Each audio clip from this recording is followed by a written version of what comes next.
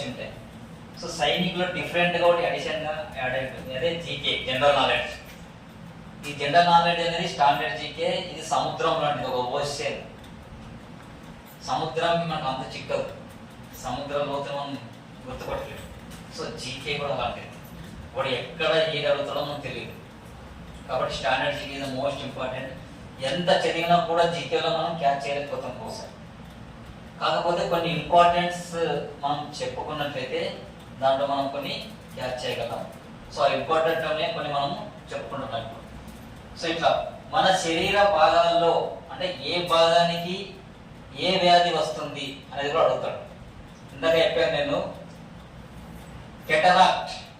ఈ కెటరాక్ట్ అనేది శరీరంలో ఏ భాగానికి వస్తుంది? కళ్ళు, ముక్కు, గొంతు, కాలేయం అని ఇస్తాడు. సో కళ్ళు అనేది కరెక్ట్. సో మీకు కెరాక్ట్, కెటినా అని ఒకటి ఉంది, రెటినా అని ఒకటి ఉంటుంది. సో అలాంటి కొన్ని గుడ్డు గుర్తు పెట్టుకోవచ్చు.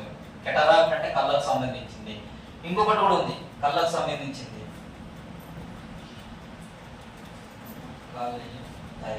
విలేజెస్ లో అడుగుతారు కళ్ళ వచ్చిందని, అంటే కళ్ళు ఎర్రగా అయిపోయి ఊపిపోయి ఇలా వస్తాయి. ఇది మన సైడ్ అనుకుంటాం కళ్ళకు, కానీ ఇక్కడ దీని కూడా కెటరాక్ట్ అంటారు, కళ్ళుకు సంబంధించింది. తర్వాత ఇంకొకటి నిమోనియా, ఈ మధ్య ఎక్కువ వస్తుంది, ఊపిరితిత్తులకు సంబంధించింది. ఈ నిమోనియా అనేది శరీర భాగాల్లో ఏ భాగానికి వస్తుంది అని అడుగుతారు. ఊపిరితిత్తుల, కాలేయమా, మెదడునా అని అడుగుతారు. సో ఊపిరితిత్తులు నిమోనియా. సో నిమోనియాకు ఊపిరితిత్తులో ఇంకోటి ఉంది, ట్యూబెర్క్యులోసిస్. ఇందాక చెప్పాను, ట్యూబెర్క్యులోసిస్ అనేది కూడా ఊపిరితిత్తులకి వస్తుంది, ఊపిరితిత్తులకు వచ్చే వ్యాధి. తర్వాత రుమాటిజం.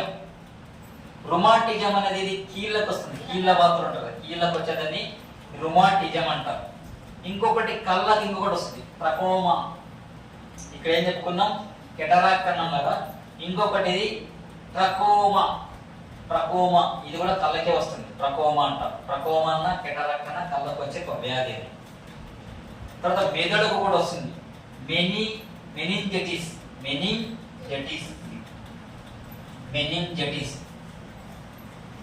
ఈ వెన్నుపూస ఉంటేనే మనం నిలబడగలం, మనకు బ్యాలెన్స్ నిలబడదు. కాబట్టి ఆ యొక్క వెన్నుపూసకు తర్వాత మెదడుకు వచ్చే ఒక వ్యాధి ఏదంటే మెనింజెటిస్. ఈ మెనింజెటిస్ అనేది శరీరంలో ఏ భాగానికి వస్తుందంటే అది ఆప్షన్ మెదడు అండ్ వెన్నుపాము, లేకపోతే కళ్ళు, గొంతు అని ఇలా ఇస్తాడు. కాబట్టి వెన్నుపాము మెదడుకు వచ్చేదని మెనింజెటిస్ అంటారు. సో ఇది. తర్వాత రసాయనిక